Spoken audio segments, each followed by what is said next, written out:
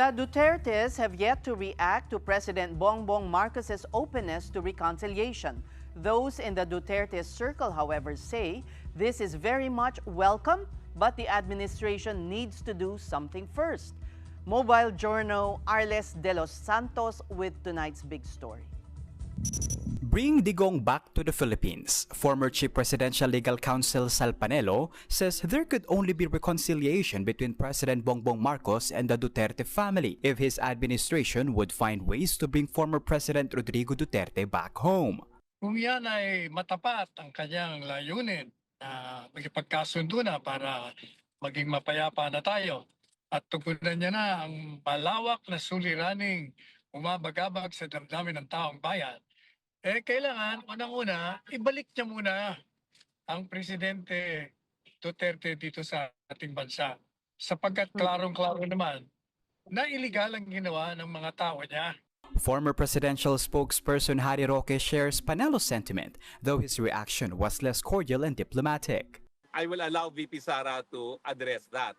Pero kung tatanungin mo kami, ang sagot ay, nek-nek mo, pagtapos mong kidnapin si Tatay Digong, makikipagbati ka, nakawin mo uli dito si Tatay Digong, iuwi mo. Baka po pwede pa magkasundo muli. Otherwise, go jump into the lake. Personal riffs aside, Senate President Francis Escudero lauded President Marcos's openness to reach out to the Dutertes. Escudero says the country's leaders cannot afford to be consumed by politics when so many of the Filipino people are struggling to make ends meet. Senator Jinggoy Estrada also praised the president's intent to rise above the political bickering. For his part, Senator Bato de la Rosa said that he is just as open as the president in extending a hand of reconciliation. De la Rosa only hopes that the president would not betray his own words as he allegedly did when he allowed the International Criminal Court to arrest Digong. As I have said, wala naman sigurong gustong ng forever mag-aaway. Lahat naman tayo ay gustong tumahimik tayo at mamuhay ng matiwasay at makafocus sa kabutihan ng ating bansa. Pero sa lalim ng sugat na in-inflict nila sa amin, I think kailangan talaga ng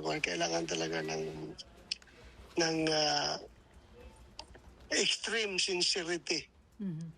Extreme sincerity, hindi yung pahapyaw. Hindi yung pahapyaw dahil as I've said, meron na kami may experience sa kanya. Talagang na-experience namin. At kayo mismo, naka-experience ng you witness for yourself. Mobile Journal Arles de los Santos. We are One News.